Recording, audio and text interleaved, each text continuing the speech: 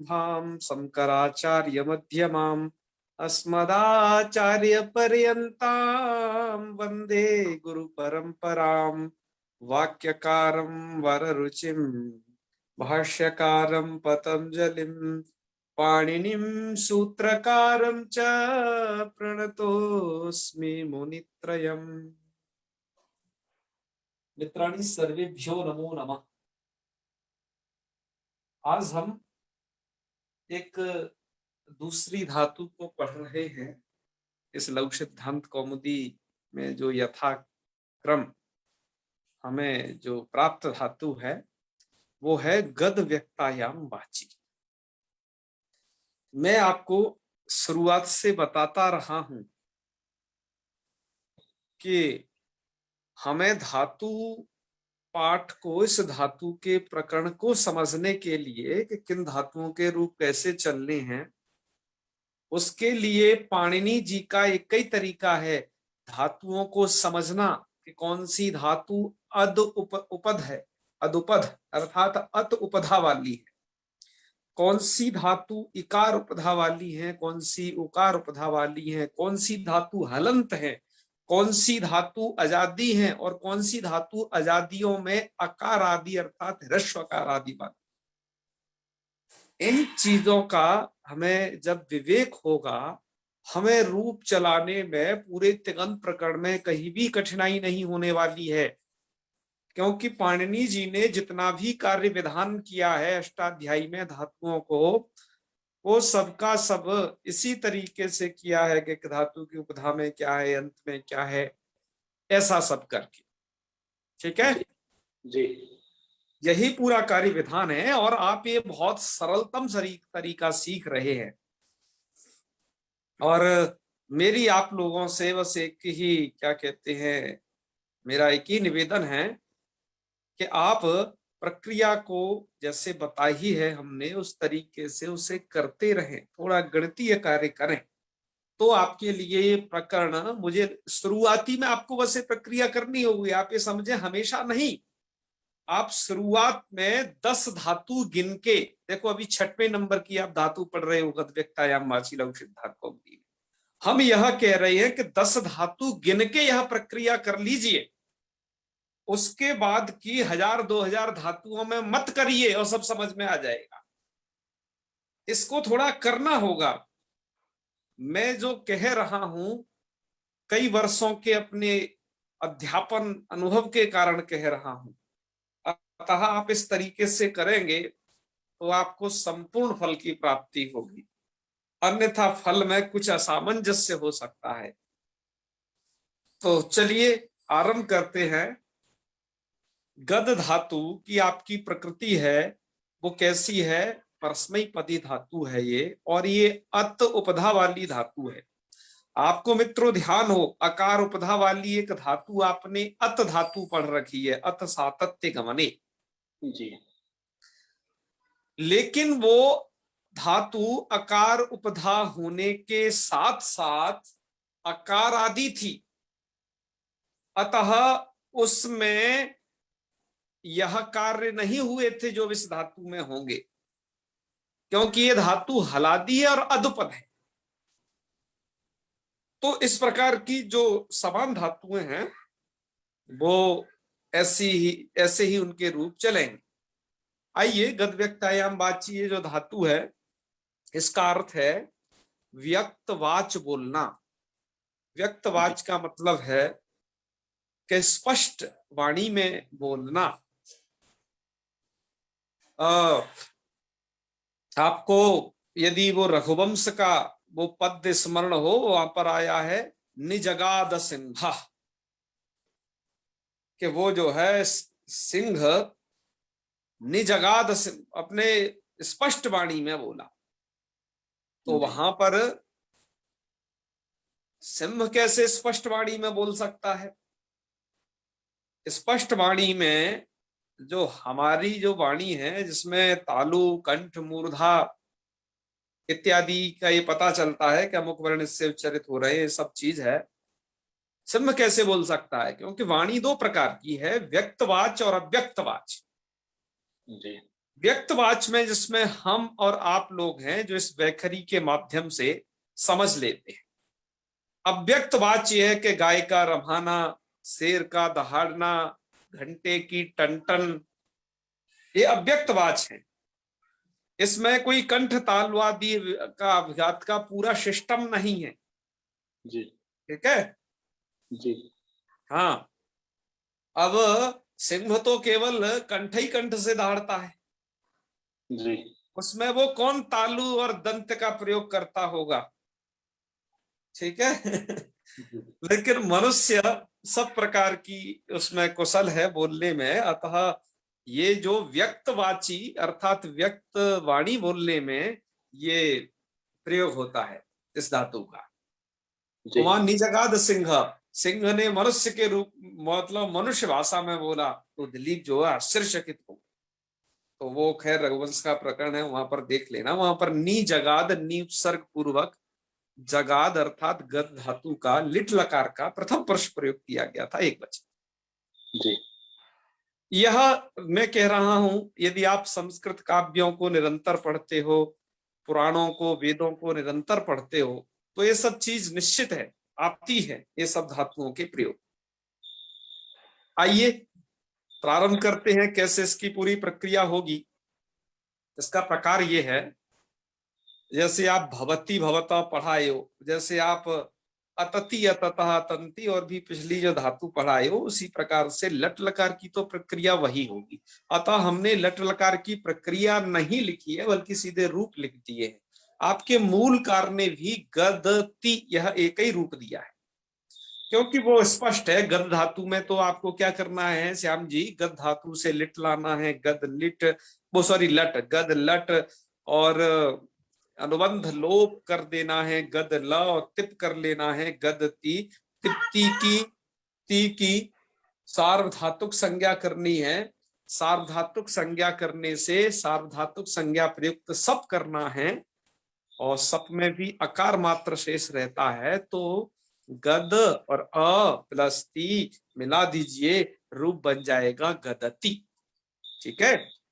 जी तो रूप चलेंगे कैसे, गदति गदतः, बस आपको गद प्रत्यय जोड़ने हैं, तिप्त जी ती तह, जी जी को अंति करके वो सब जोड़ते जाइए। तो रूप चलेंगे आपके गदति गदतः गदंती। श्याम जी। जी गदसी गदथः गदथ हाँ, गदामि गदावः गदामः। चलिए बहुत अच्छे।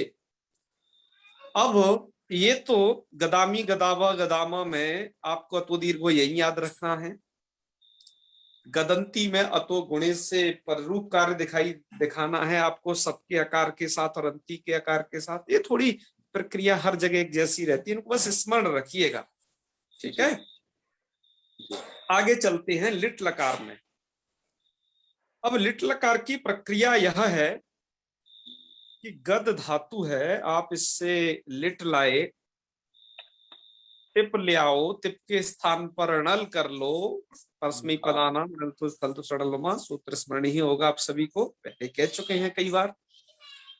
और इसके बाद आप इसमें णल का आ बचेगा, अनुबंध लोप करिए उसका, जी गद आ अनुबंध। हाँ हाँ हाँ।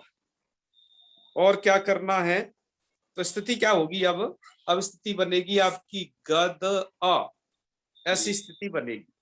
ठीक है। लिखि धातु। जी अब लिटी धातु और अनभ्यास सूत्र द्वारा धातु को द्वित्व करना है, प्रथम एकाच को।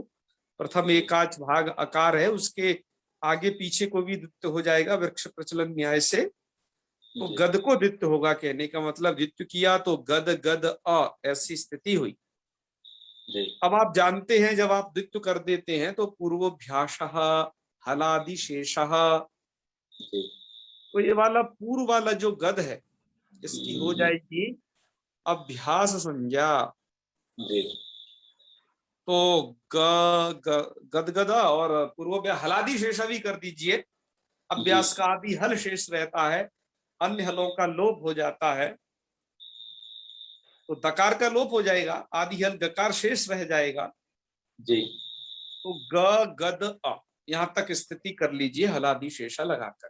ठीक है। जी जी अब आप थोड़ा ध्यान रखिए, जब ग गद आ है, ऐसी स्थिति में यदि हम अभ्यास चर्च यदि लगाएं, आप ध्यान रखिए, हम अभ्यास चर्च लगाते थे, तो अभ्यास चर्च क्या कहता? खरी झलाम चरह शिव जसश्च। भयांचर। जी ठीक है, जी तो खरी अर्थात खर के परे रहते, जलों को जस भी होता है, चर भी होता है। और वहां पर विवेक ये बताया था कि झसाम जसह खयाम चरह, जी झसों को जस होगा, खयों को चर होगा। तो आपका गकार ना तो झस है ना कुछ है, ये तो जस है, बल्कि तो जस प्रत्याहार में आता है। ठीक है, यहाँ की जी पूरी प्रक्रिया को हम बता चुके हैं अभ्यास चर्च सूत्र के व्याख्यान पर, वो रिकॉर्डिंग देख लीजिएगा। जी वो झशाम जसा खयाम चरा, और वहां पर फिर लिखा है कौमुदी में, तत्रापि प्रकृति जसाम प्रकृति जसा, मतलब यदि हो सकता था तो गकार को गकार हो सकता था, हम कहने का मतलब ये बता रहे हैं। और एक हमने ये शॉर्ट टर्म और बताया था, आपको ध्यान हो तो, 1 2 का 1, 3 3 4 का 3। है ना? जी बिल्कुल, ये होगा। बिल्कुल, उमाकांत जी भी लिख रहे हैं उस ट्रिक को, वेरी गुड। चलो, तो यहाँ पर हो सकता था तो गकार को गकार हो सकता था, क्योंकि 3 4 का 3, जी ये फॉर्मूला बताया था। लेकिन गकार का गकार ही रहता तो कुछ फायदा नहीं था। अतः अब आप हमेशा, क्योंकि ग आता है कवर्ग में, तो जब धातु में अभ्यास में जब कवर्ग होगा, तो कुछ एक विशेष कार्य का विधान कर रहे हैं। और वो यहाँ के लिट लकार के लिए मत समझना, प्रत्येक ऐसे लिट लकार के लिए जिस धातु के इसमें ककार है, नल ककार का, सॉरी कवर्ग है, बल्कि ये कहीं है ना, जी जी तो क्या होगा? जैसे कुहोशचु आपका ये सूत्र है, वो है ये सूत्र जो सब बताता है। अच्छा, अभी ये निर्गत रह गया, इसको भी थोड़ा व्याख्यात कर लेते हैं बाद में, पहले इसकी बात को कहते हैं, ठीक है ना? जी निर्गत की तो ऐसी बात है नकार के नकार को लेकर के, अभी पहले इसको कर लो, फिर हम जी इसको बताते हैं। तो सूत्र ये कहता है, अभ्यास कवर्ग हकारयुस चवर्गादेश, अभ्यास के कवर्ग और हकार को चवर्गादेश हो जाएगा। जी तो अभ्यास का वर्ग का मतलब हो गया 5 वर्ण आपके, का खा ग घ ङ। जी ये अभ्यास में होने चाहिए, तो आप देख रहे हैं यहाँ पर अभ्यास में है ही, जी क्योंकि वित्त में जो पूर्व वाला होता है वो अभ्यास संज्ञक होता है, जी और वहां पर ग बैठा हुआ है।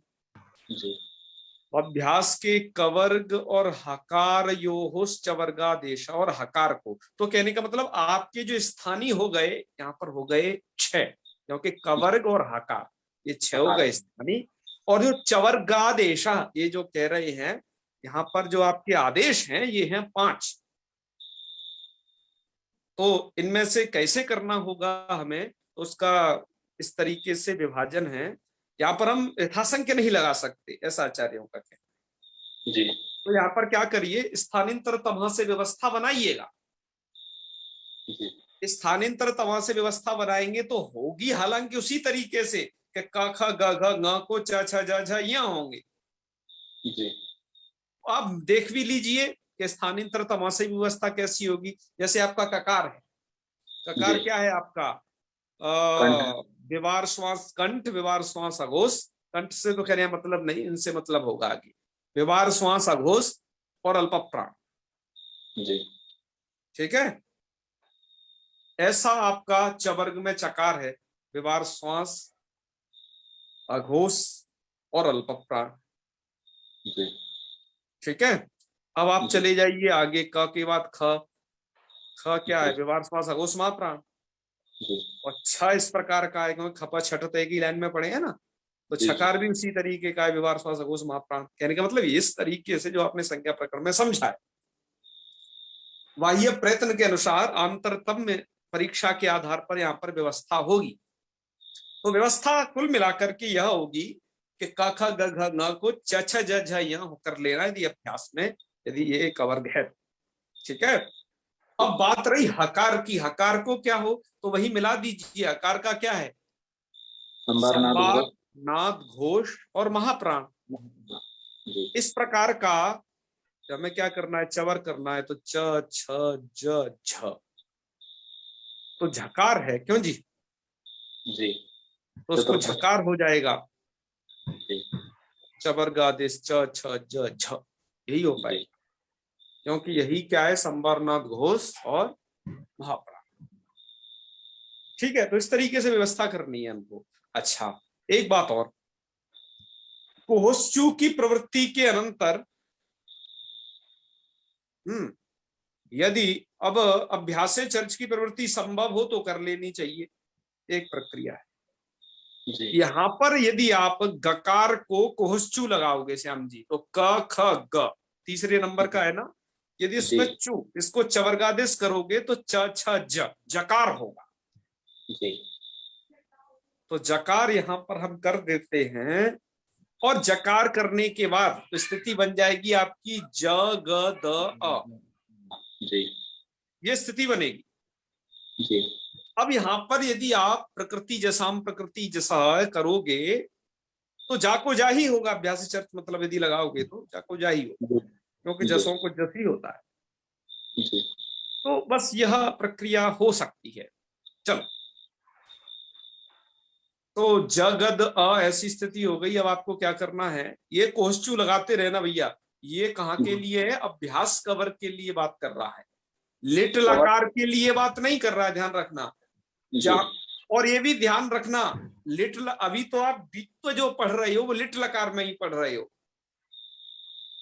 लेकिन जब आप आगे जाओगे सन्नंत और यंगंत में, वहां तो धातु मात्र को द्वित्व होगा और हर लकार में होगा।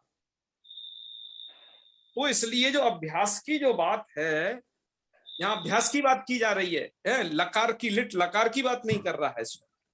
जी तो जहां जहां अभ्यास होगा वहां सूत्र की प्रवृत्ति होगी। ठीक है, हमने लगा दिया कोशच्युत, स्थिति हो गई ज ग द अ। जी अब क्या करना है, सूत्र है अतुपधाया। ये सूत्र क्या करता है, उपधा आकार को वृद्धि करता है। जी अभी तक ठीक है ना, उपधा में आकार यहां मिला है इसको, क्योंकि क्योंकि और जगह तो जैसे हमने अत धातु पढ़ी थी, वहां पर तो अता दे करके दीर्घ हो गया था और सवर्ण जी दीर्घ होकर के बन गया था, उपधा में अत नहीं मिल पाया। जी ठीक है ना, क्योंकि वहां पर अभ्यास में आदि में आकार था तो सवर्ण दीर्घ कर लिया था उन दोनों के साथ। अब यहाँ पर क्या है, यहाँ पर अतुपधाया इसलिए लग जाएगा क्योंकि उपधा में आकार मिल जाएगा। गद धातु में आप देख रहे हो ना, जी तो गद धातु में देखिए उपधा में आकार बैठा हुआ है, गकारोत्तरवर्ती आकार। उपधा में कैसे है कि अंत्यल से पूर्वर्ण उपधा संज्ञक होता है, अंत्य वर्ण है दकार और दकार से पूर्ववर्ती है आकार, जी उसकी हो जाएगी उपधा संज्ञा, जी और उपधा संज्ञा हो जाएगी, उसको क्या कर लेना है, उपधाया अतो वृद्धि स्यात्, उपधा के आकार को वृद्धि हो जाए। तो वृद्धि हो जाए तो मतलब ह्रस्व आकार को दीर्घ आकार हो जाए, क्योंकि वृद्धि संज्ञक तो दीर्घ ही आकार है, आ यू की वृद्धि संज्ञा है। जी आपने कर लिया दीर्घ आकार। कब, एक और शर्त है, तीर्ण तीच प्रत्यय श्याम जी, जी या तो नित प्रत्यय हो या णित प्रत्यय हो। जी अब यहां पर दो जगह आपको णित प्रत्यय मिल जाए। एक तो आपको मिल जाएगा णल में, सबसे शुरुआत में णल तो सस, क्योंकि णल ऋणित है। जी और एक णल और आता है उत्तम पुरुष का एक एक वचन। वचन। जी बस दो जगह ये सूत्र प्रवृत्त होगा। इस सूत्र का काम क्या है श्याम जी, इस सूत्र का काम है उपधा के आकार को वृद्धि करना। जी तो जो अब तक गद था वो गाद हो गया, मतलब जो जगद है जगाद हो गया। वृद्धि करके जगाद बना लेना। जी तो अतुपधाया सूत्र द्वारा यहाँ का जो णल है प्रथम पुरुष का एक वचन, वहां पर जो वृद्धि है वो हो गई, जगाद हो गया। और एक जगह और वृद्धि होगी, क्योंकि णित दो जगह आएगा। सूत्र कहता है तीर्ण तीच प्रत्यय, यहाँ पर णित प्रत्यय मान करके वृद्धि हो रही। जी अब एक जगह और इसको वृद्धि होगी, वो होगी उत्तम पुरुष के एक वचन। जी लेकिन वहां के लिए कुछ काम और विधान कर दिया, वो मैं भी यही समझा देता हूं। णलोत्तमो वा, ये सूत्र क्या करेगा कि उत्तम के णल को विकल्प से णित करेगा। श्याम जी, जी जी उत्तम का णल विकल्प से णित हो, तो जब एक बार वो णित माना जाएगा तब तो अतुपधाया से वृद्धि होगी, तब तो जगाद बनेगा। और जब उत्तम का णिल एक बार वो जो णल है वो णित नहीं माना जाएगा, मतलब णकार के रहते हुए भी णित का अभाव। ये देखिए, यहां पर जी दो प्रकार के अतिदेश किए जाते हैं। एक तो जो जैसे नहीं है उन्हें वैसे बना देना, जी समझ रहे हैं ना। जी जी जैसे जो अपित लिट थे वो कितवत कर दिए, उनमें कहीं ककार था ही नहीं उन प्रत्ययों में। जी अतोसोस इत्यादि में कहाँ ककार था, लेकिन कितवत कर दिया। और यहाँ क्या हो रहा है, जो ऋत है वास्तविक, उसके ऋत्व का एक पक्ष में निषेध किया जा रहा है। भैया तो एक पक्ष में ऋत नहीं माना जाए। जी जब ऋत नहीं माना जाएगा तो अतुपधाया सूत्र तो ऋत प्रत्यय के परे रहते ही वृद्धि करता है, तो एक पक्ष में वृद्धि नहीं होगी जब इस पक्ष में वो नहीं है ऋत। तो इसलिए दूसरा रूप वहां जगत भी देख रहे हैं आप बना हुआ है। अब आइए क्रम से चलते हैं, ठीक है श्याम जी। जी तो आपने क्या कर लिया, वृद्धि कर ली ना, तो रूप बन गया आपका जगाद। जी जगाद का मतलब है अव्यक्त, वो व्यक्त वाणी में बोला, व्यक्त वाणी में बोला, ठीक है। तो जगाद और अतुष को लाए ले आइए, जोड़ दीजिए, कुछ नहीं आपका, देखिए जगत तो अतुष। जी अब यहां पर देखो ये वृद्धि नहीं हो पाएगी श्याम जी, जी क्योंकि इत्याणित प्रत्यय परे रहते ही होती है। जी उन्हें ताग अब नहीं है। हाँ, ये ना तो ईत है ना णित है, तो जगदतु बनेगा। मतलब कहने का मतलब है आपका ये जगद वाली स्थिति तो लगभग हर जगह बन जाएगी श्याम जी। प्रकृति जी भाग देख लीजिए, आज हमने जी प्रकृति भाग को लिख दिया है वायलेट कलर में, जी और प्रत्यय भाग को रेड कलर में लिखा है, जी ठीक है, आप इसे समझे रहे। अब जगद इतना तो तैयार हो जाएगा, यदि इतरित प्रत्यय कुछ होगा तो वृद्धि करना नहीं, मत करना। अब जी जगद अतुस ले आइएगा, तो जगद अतु, जी और यहाँ पर जी आता है उस जगदू, यहाँ पर जगत थल हो और इट, जी जगदिथ। देखो थल जी करोगे, थल क्या है आपका, बलादी अर्धातुक है, ध्यान रख। ये डाल तो हो जाएगा। थल हुआ और वसमस हुए, ये बलादी अर्धातुक होते हैं, मैं प्रक्रिया में हर बार बताता हूं आपको। अतः यहाँ पर अर्धातुक को षिड बलादे करके इट हो जाता है। जी इट कर लोगे तो जगद तो आपका है ही, जगदिथ। अथुस जी जोड़ दीजिए जगद अथु, और इधर हाँ जोड़ दीजिए जगद। तो यहाँ जी पर मैंने अभी आपको नलोत्तमो वा सूत्र द्वारा विकल्प से णित्वत होने के कारण अतुपधाया सूत्र द्वारा वैकल्पिक वृद्धि है। जिस पक्ष में णित्व है तो जगाद रूप है, जिस पक्ष में उसमें णित्व नहीं है तब जगद जग रूप है। जी ये दो रूप से यहां समझना। अब से आगे जो भी आप अकार उपधा वाली धातुओं को पढ़ो, जी वहां पर अब आपका अतुपधाया सूत्र जागृत रहेगा वृद्धि करने के लिए। उत्तम के णल में वैकल्पिक वृद्धि भी होगी, ठीक है। जी तो जगाद, जगद और जगदीव, जगदीमा, यह रूप बनेंगे। जी अब आप लिट लकार की प्रक्रिया भली भांति समझ गए होंगे।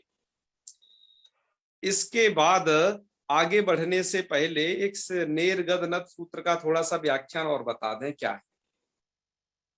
यह जी सूत्र णत्व विधायक सूत्र है। आपको मैं स्मरण दिला रहा हूं पुनः, पाणिनि जी की अष्टाध्यायी में णत्व प्रकरण अलग तरीके से, अलग मतलब एक सेपरेट दिया है। णत्व वाले ही सब सूत्र एक साथ, और एक शत्व प्रकरण है। दो प्रकरण बड़े ही प्रसिद्ध है, णत्व प्रकरण और शत्व प्रकरण। अर्थात कहाँ हमें नकार को नकार करना है और कहाँ हमें सकार को शकार करना है। इन जी दोनों बातों पर बहुत फोकस किया पाणिनि जी ने, उसके सूत्र बनाए। तो ऐसे ही नकार को नकार विधायक ये सूत्र है। ये सूत्र करता क्या है, नकार को नकार, लेकिन कब, ये सूत्र नी के नकार को नकार करता है, ध्यान रखिए। अब आप कहोगे कौन सा वाला नी, आप जो परपराप सम अनुभव वियांगनी, यहाँ जो नी पढ़ा है इनमें प्रादियों में, उस नी के नकार को नकार करेगा, लेकिन शर्त क्या होनी चाहिए वो देखिए।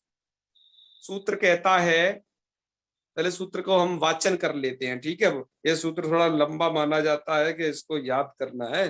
तो सूत्र है नेर गद नद पत पद घु मा स्यति हंति याति वाति द्राति साति वपति बहति साम्यति चिनोति देख धृषु च। ठीक है जी। इसमें इतने सारे ये धातु पढ़े गए। शुरुआत में नेर गद में जो नेह लिखा है ना, तो वो सी के नी के नकार को नकार हो। जी। तो भैया नी के नकार को जो नकार होगा तो कंडीशंस क्या होनी चाहिए, क्या निमित्त होने चाहिए, तब ये होगा।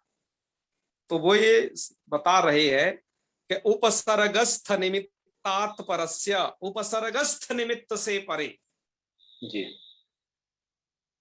अब उपसर्गस्थ निमित्त का मतलब यह है कि नकार को नकार करने में जो निमित्त होता है वो दो ही होते हैं, र और श।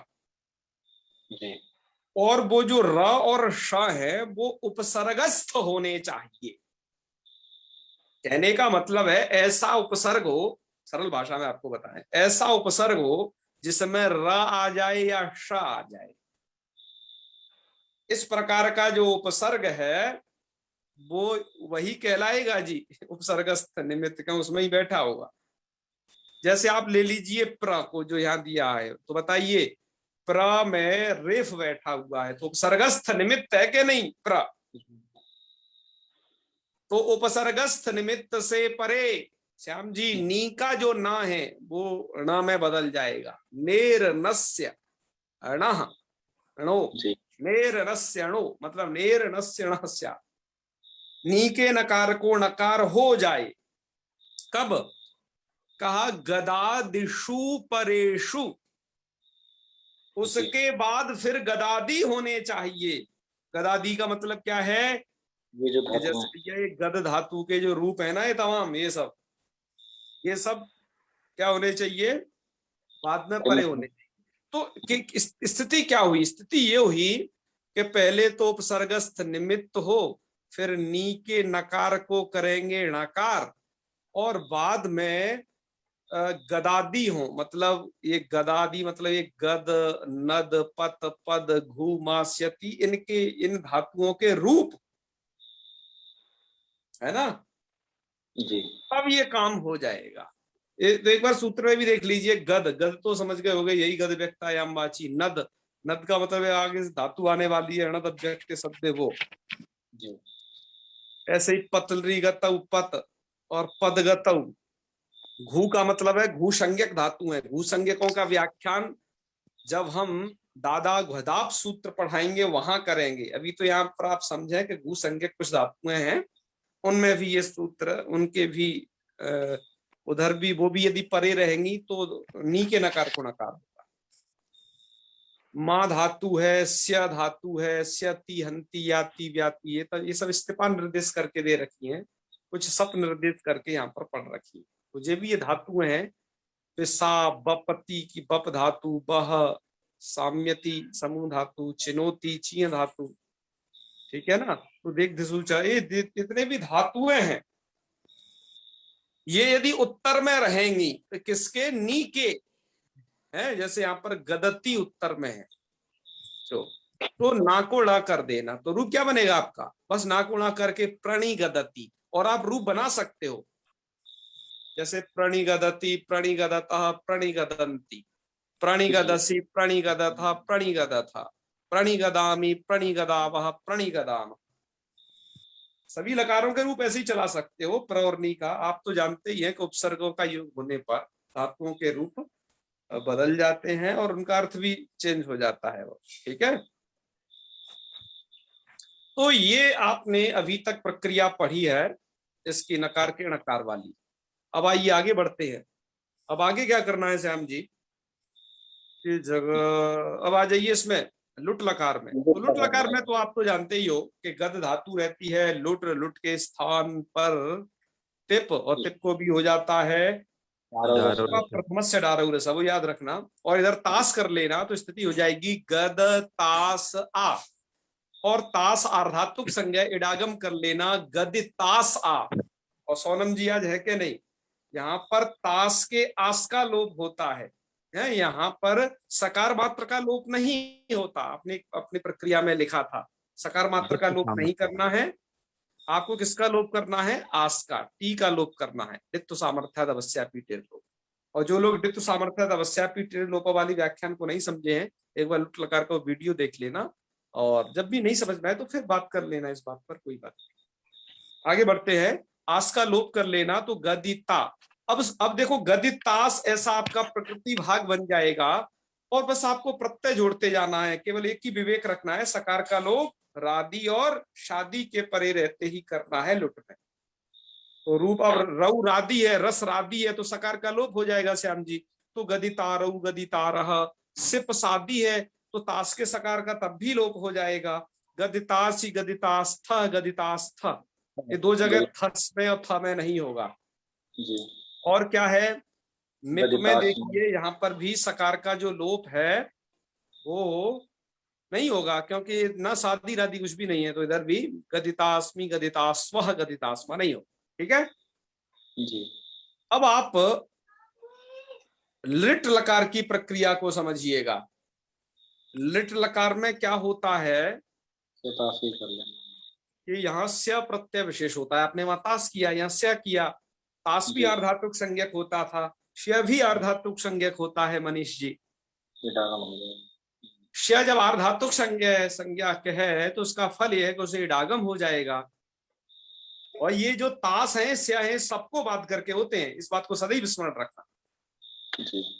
तो आपके रूप तो इट कर लेना तो गदिश्य, यह प्रकृति भाग बन के तैयार हो जाएगा, और इसमें तिप्त जी को जोड़ते जाएंगे। तो गदिष्यति गदिष्यता गदिष्यन्ति गदिष्यसि गदिष्यथा गदिष्यथा गदिष्यामि गदिष्याव गदिष्याम ये रूप बन के तैयार हो जाएंगे। अब ये लोट लकार में ये मूल में एक एक रूप दे दिया है, देखो सिंगल सिंगल इधर।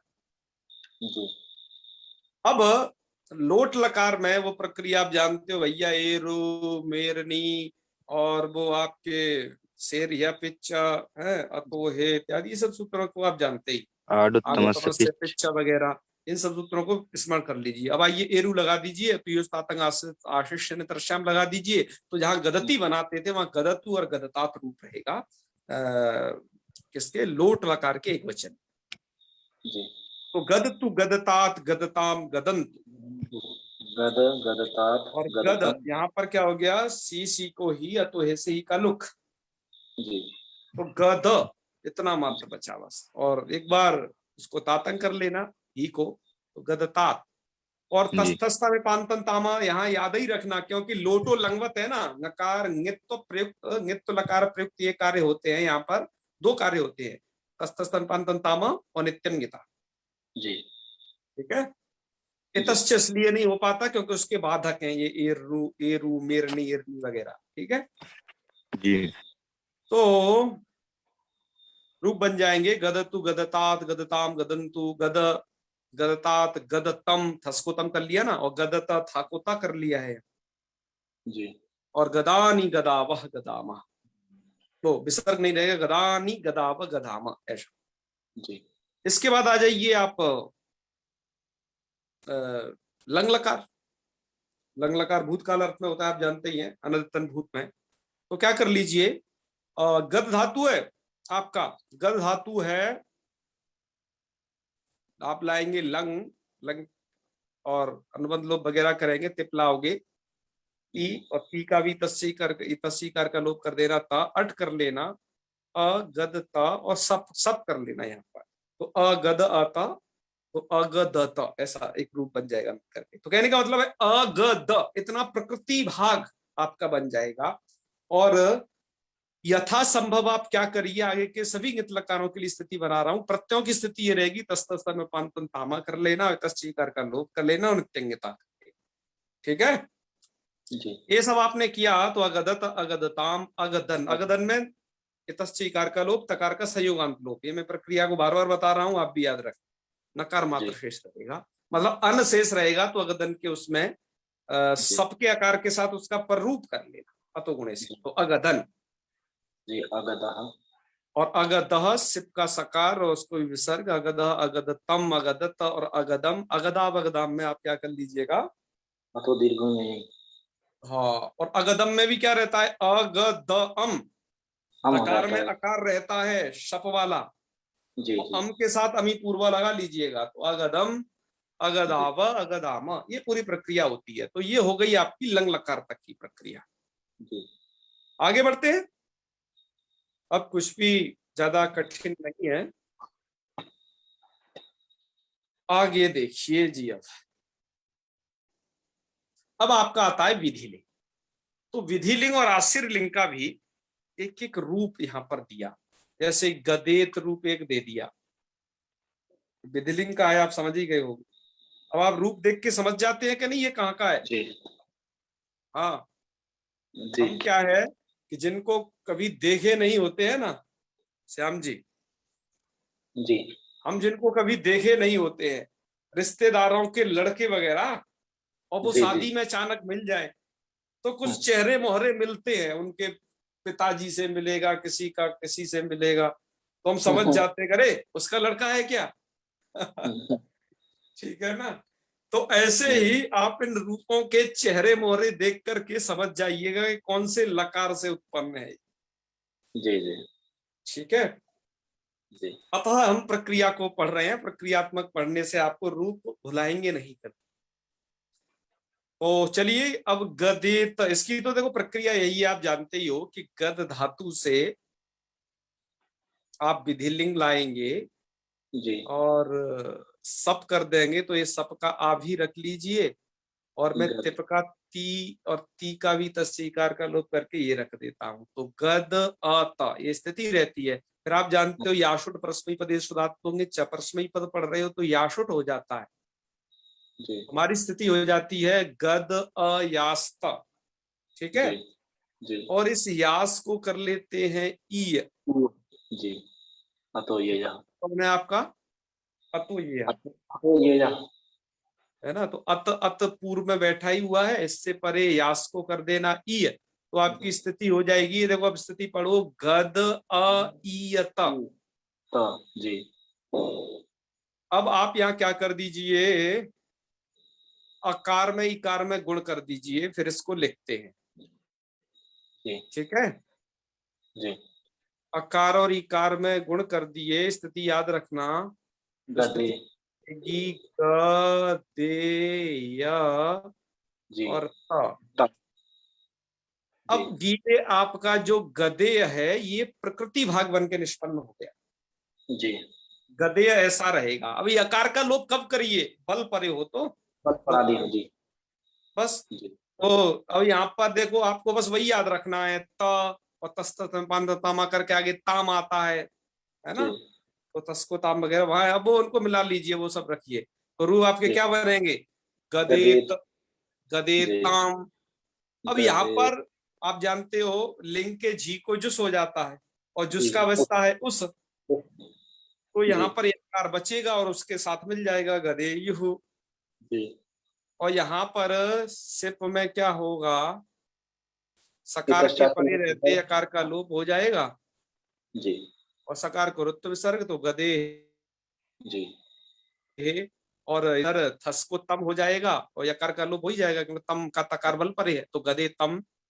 जी और गदे यहाँ त, और इधर मिप को हो जाता है अम, तो आकार का, तो यकार का लोप बिल्कुल नहीं होगा क्योंकि बल परे है ही, गदे परे मिल गया। तो गदेयम और गदेव गदेम, इस तरीके से प्रक्रिया रही, है ना। जी सभी प्रकारों की प्रक्रिया आपके दिमाग में बसनी चाहिए बस, फिर हो गया काम, फिर कोई दिक्कत नहीं। जी अब इसके बाद आशीर आश लिंग लकार में आते हैं। आश्री लिंग लकार में आप जानते हो इसकी कुछ विशेष बात है, मैं पुनः स्मरण दिला दूं आपको जी कि सबसे पहली ये तो आर्धातुक है, आर्धातुक संज्ञा है। यहाँ पर ये तिवादी है ना, लिंग लिंग स्थानिक जो भी तिवादी है, वो सभी के जी सभी आर्धातुक संज्ञक हैं, और वो कित, उनमें कित्तों का निर्देश किया गया है, जी पहली बात। तो यहाँ पर क्या होगा, यासुट तो होगा श्याम जी, जी लेकिन ईय नहीं होगा, क्योंकि ईय जो होता है वो सार्वधातुक को ही होता है। तो यह सूत्र में आप देख लीजिएगा, जी वहां पर सार्वधातुक के लिखा हुआ है। जी तो क्या होता है, सार्वधातुक लिंग है विधिलिंग, और आर्धातुक लिंग है आशीर लिंग। मैं इसको बार बार बताता आ रहा हूँ, पुनः फिर स्मरण दिला रहा हूँ कि दुर्बद्धम सुबद्धम भवति, क्योंकि जब दो गांठ लगा दी जाती हैं तो वो खुलती नहीं है ना। इसलिए मैं बार बार कई कई ग्रंथि लगा रहा हूँ, शायद दिमाग में बैठ जाए चीज। जी जी। तो चलिए आगे देखिए, आप क्या करना है आपको। गद धातु है आपकी यहाँ पर, आप जान ही रहे हो, आशीर लिंग है और तिप का ता है जी। यासुट कर लेना। और यहाँ सप नहीं होगा, ये बात ध्यान रखना, क्योंकि ये आर्धातुक संज्ञा हो गया। सप का होता है कर्तरी सप, कर्तर्थक सार्वधातुक के ही परे रहते सप, यहाँ सप मत कर। 8 भी होगा ना इसमें तो? है 8 भी तो आगम होगा ना? आशीर लिंग में नहीं होता, लुंग लंग लिंग शु, जी जी लुंग जी लंग और लिंग में ही होगा, लिंग लिंग में नहीं विधान। जी जी जी। हाँ, तो गद यास, जी हाँ ठीक है। जी हाँ, मैं इस प्रक्रिया को क्यों बार बार बताता हूं, अब आप यहाँ पर देख रहे हो ये मूल में प्रक्रिया नहीं लिखी है, लेकिन फिर भी मैं आपको बार बार बता रहा हूं। क्यों? क्योंकि मैं जानता हूं कि आपने अपनी व्यस्तता के कारण उसे दोहरा नहीं पाया है, उसे पूरे अच्छे तरीके से। कभी आट को आप ऊट पटांग जगह कर दो, कहीं सप को ऊट पटांग जगह ना कर दो, है कभी जी याशुट और ईय को कहीं का कहीं नहीं घसीट दो, जी स्या और तास को भी इसी तरह। अतः हमें बार बार बताते हैं कि आपके दिमाग में ये बस जाए भाई कैसे भी तो। जी क्योंकि मैं समझता हूं कि आपको इन्हीं में दिक्कत हो रही होगी, और ये कहाँ कहाँ कैसे कैसे बैठ रहे हैं। जी अतः मैं इस प्रक्रिया को फिर बताता हूं, और मैं आपसे कह रहा हूं कि मैं ये 10 धातु तक आपको क्रमशः बताऊंगा कि कम से कम जम जाए। जी और अब जो अनुपस्थित हो रहे हैं ना, जी वो अब पूरे इस तिङंत प्रकरण जब तक चलेगा, वो उपस्थित, खुद उपस्थित होने का यदि प्रयत्न भी करेंगे तो उपस्थित हो ही नहीं पाएंगे, को समझ ही नहीं आएगा भाई। आप जो इतना रगड़ा घिस्सा पिट्टा कर रहे हो हमारे साथ, तब कुछ टिक पाओगे आगे तक, तब आगे तक की कुछ लेंथ आपकी तैयार होगी आपके अगले 3 महीने, तबे तिङंत प्रकरण हम करेंगे, ठीक है ना। जी हाँ वही है भैया, जो छूट गया वो छूट जाएगा, क्या है। जी आगे बढ़ते हैं, इसलिए आपको ये प्रयत्न करना है कि आप में से भी किसी लोगों की क्लासें गड़बड़ होती हैं, वो सुन नहीं पाते हैं, तो कृपया करके अपनी पिछली क्लास को जरूर सुन लें, अगली में तब आए। क्योंकि हम प्राय यह मान करके पढ़ाते हैं और कि विशिष्ट जो बातें हैं उसको उसकी उसी जगह निपटा देते हैं, आगे बढ़ते हैं। चलिए यहाँ पर भी आप देख रहे हैं गद यास्ता, ऐसी स्थिति होगी श्याम जी। जी अब यहाँ पर तकार भी अलंत है, शकार भी अलंत है श्याम जी, और ये संयोग पद के अंत में है। तो एक सूत्र आप पढ़े थे, इसको हो संयोगाद्यंतेच। जी एक बार फिर से उसका व्याख्यान देख लेना, मेरा ये नहीं समझ में आए तो।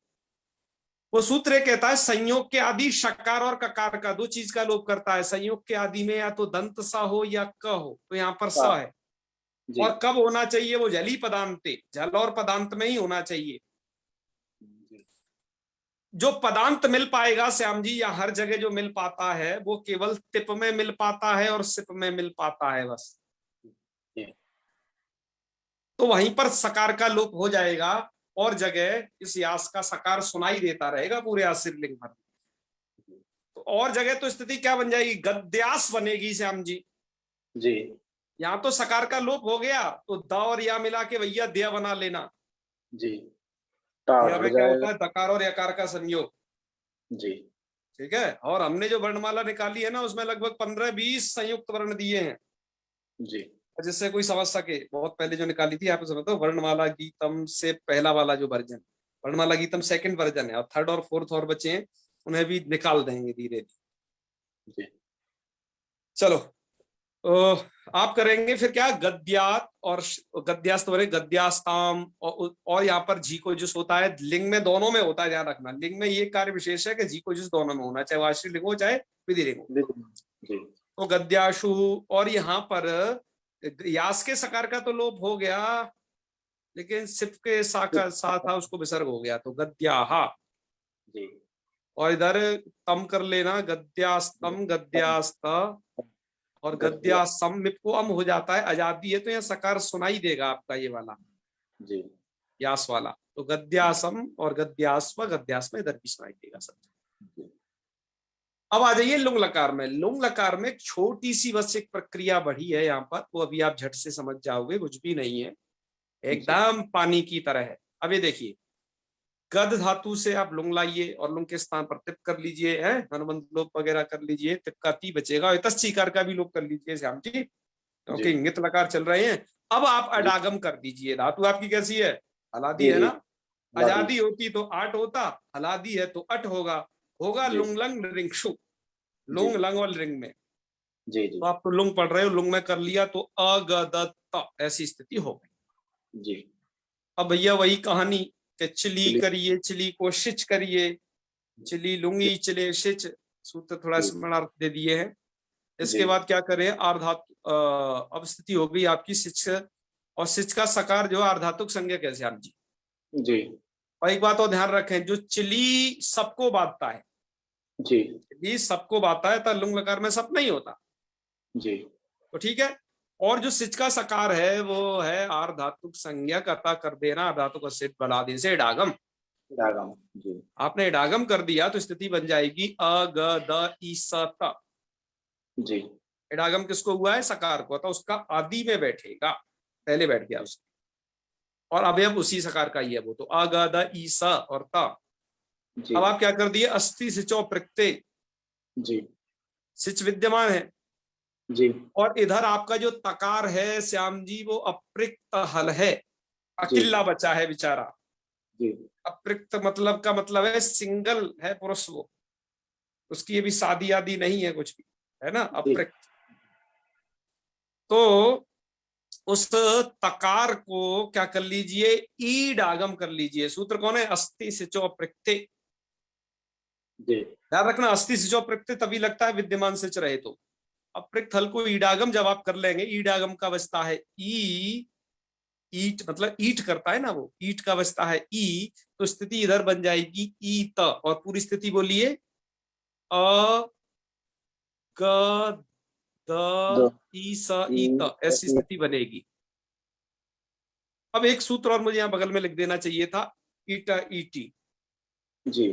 क्योंकि जब इट से ईट पर में हो हो तो परे और बीच में सकार रहता है, तो उस सकार का, सिच के सकार का जो लोप कर देता है, तो लोप कर दिया श्याम जी उसने, तो अ ग द ई और ई त, और ये दो ई हो गए, इनमें सवर्ण दीर्घ कर देना जी।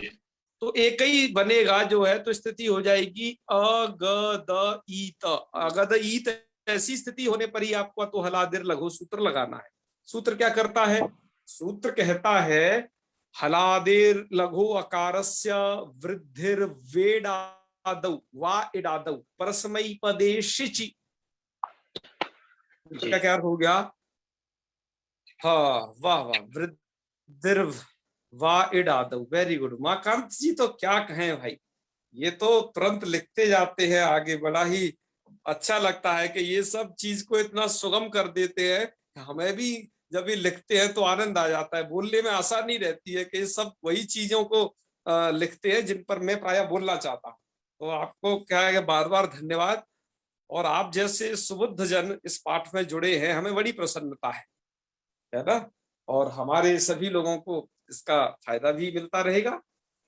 चलो आगे बढ़ते हैं। सुबुद्ध और सक्रिय दोनों लोगों का होना आवश्यक है, आप में वो दोनों गुण हैं। तो चलिए क्या करना है, देखो सूत्र को थोड़ा समझ लीजिए। सूत्र क्या करता है? हलादी लघु अकार, है ना, यहाँ पर गलती से सिद्ध लिखा रह गया है, यहाँ पर आप उसे गद समझिएगा, क्योंकि आप गद धातु पढ़ रहे हो, ठीक है जी। हाँ चलो, आप बोलने वाले थे चलो चलो, देखो ये सूत्र क्या कहता है, हलादी लघु आकार यदि होगा और इडादी परस्मयी पद सिच परे रहेगा तो उसको वृद्धि हो जाएगी, है ना। अच्छा, अब यहां की स्थिति देखिए आप, आपकी गद धातु है, तो गद धातु में जो आकार बैठा है वो कैसा है? हलादी है, मतलब धातु कैसी होनी चाहिए वो कह रहा है, आकार, अकारस्य का कह रहे हैं, हलादेर लघु अकारस्य। देखो गद धातु में आदि में हल बैठा है, हलादी, और आकार वो लघु संज्ञक भी है, लघु अकार ऐसा है गद धातु में अकार। जी तो हलादेहे धातो हो लघु अकारस्य, जो लघु संज्ञक आकार है तो लघु संज्ञक ह्रस्व ही होगा, उसको क्या हो जाता है श्याम जी, वृद्धि। वाह, वृद्धि विकल्प से हो जाती है कब, ये शर्त ध्यान रखोगे, इडादऊ परसमयी पदे सिचि, इडादी परसमयी पद परक सिच परे रहते। आपका बताइए ये सिच इडादी है या नहीं, अर्थात यहाँ सिच को इडागम हो गया है कि नहीं। जी जी जी तो जहां सिच को इडागम होगा वहीं पर अतो हलादिर लघु सूत्र द्वारा धातु में बैठा हुआ हलादी लघु आकार होगा, उसको वृद्धि विकल्प होगी, तो गद से गाद बन जाएगा। और एक बात ध्यान रखिए, जहां पर इडागम नहीं होगा तो क्या हलादे तो हलादेर लघु लगेगा, नहीं लगेगा। नहीं लगेगा। जहां पर सिच का लुकुक हो जाएगा तो वहां पर भी नहीं लगेगा।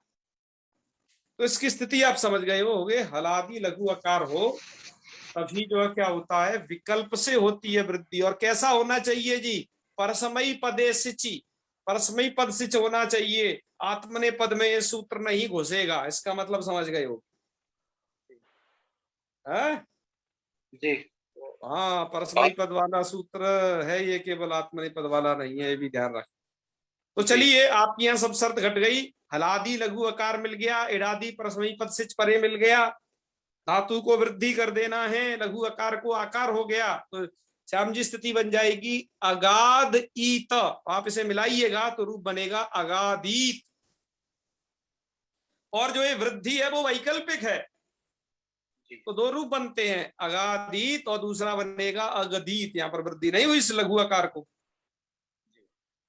तो ऐसे ही अब आपको रूप आगे चलाने हैं, पहले वाले तो वृद्धि वाले चला लो अगाधीत, और यहाँ पर अगादिष्टाम, यहाँ पर क्या होगा, ईट नहीं कहीं होगा, ईट नहीं होगा तो इटी द्वारा सिच का लुक भी नहीं होगा, तो अगादिश बना रहेगा श्याम जी,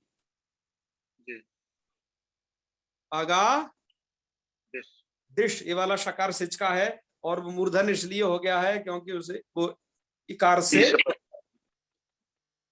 और आप तस्थस्थ में पांतन तामा को यथावत जोड़ते जाइएगा, और लुंग लकार में बस अब एक ही बात ध्यान रखनी है आपको, जी को जुस लुंग लकार में भी करना है, और वो सूत्र कौन है, सिजभ्यस्त विधि यश्च। जी ठीक है, जहां सिच कर रहे हो तो वहां लुंग को करते जाइए। तो रूप क्या बन जाएंगे, अगादिष्टाम अगादिशु अगादीहि, अगादिष्टम हस्कोतम अगादिष्टम अगादिष्ट अकुत, अगादिष्टम और इधर अगादिष्व विपकोम अगादिशम। मुझे यहाँ पर ये गलती से तालब्य सकार वो वैसा सकार रह गया है, जी मूर्धन्य मूर्धन्य होगा। उसको कर देना आप लोग, ठीक है, अगादिश अगादिशम अगादिश्व अगादिश्म, ठीक है। जी जी अब एक बार वृद्धि मत करिए, तो अगदीत जी अगदिष्टाम अगदिशु अगदी अगदिष्टम अगदिष्ट अगदिशम अगदिश्व अगदिश्म, ये रूप बने, जी ठीक है।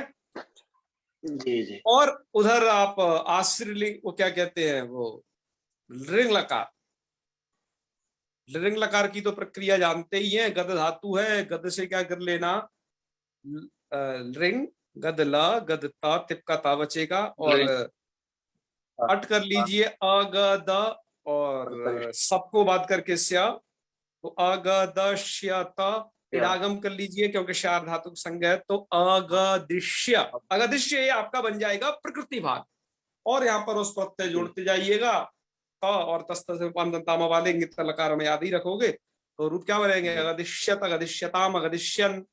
और ध्यान रखना श में अ रहता है, श जो है अदंत है, इस बात को सदैव याद रखना। जी और अगदिश्य अगदिश्यतम अगदिश्यत अगदिश्यम अगदिश्याम अगदिश्याम, ये पूरी प्रक्रिया रही। समझ गए क्या नहीं? जी थोड़ा सा इनको लेखन प्रक्रिया भी देख लीजिए, इनको लिखा कैसे जाए, तो लेखन को भी थोड़ा समझ लेते हैं, आपके लिए थोड़ा सहज और सरल होगा ये। जैसे गदती में तो भाई कुछ था ही नहीं, ना ही प्रणि गदती में कुछ ज्यादा था, तो जगाद से ही देखते हैं हम लोग। तो आइए देखिए श्याम जी जगाद को कैसे सिद्ध कर रहे हैं। गद धातुर लिटी तिपी परस्मई पदानाम अणलतुस्तुस्तरतुषणल्वमा इति तिपोणल, मतलब तिपोणल कर लेना, तिपोणली अनुबंध लोपे और लिटी धातुर अनभ्यासश्चेति द्वित्वे, अभ्यासत्वे मतलब अभ्यास संज्ञा कर लेना। और फिर जो है उसके बाद हलादिशेषः इति लोपे, लोपे मतलब गद के दकार का लोप। और कुहोश्चु इति अभ्यास गकारस्य चुत्वेन जकारे, तो जगद अ इति स्थिते और अतुपधाया इति उपधाभूत अकारस्य वृद्धौ जगाद इति रूपम। समझ गए ना जी।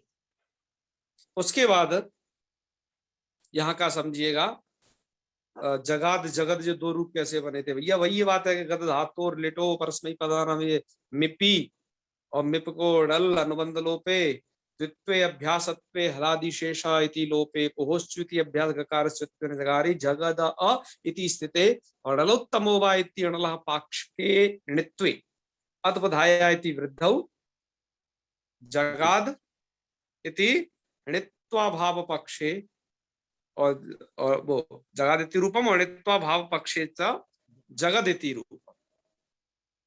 तो ये सब सिद्ध हो जाएंगे। बात आई समझ में? जी।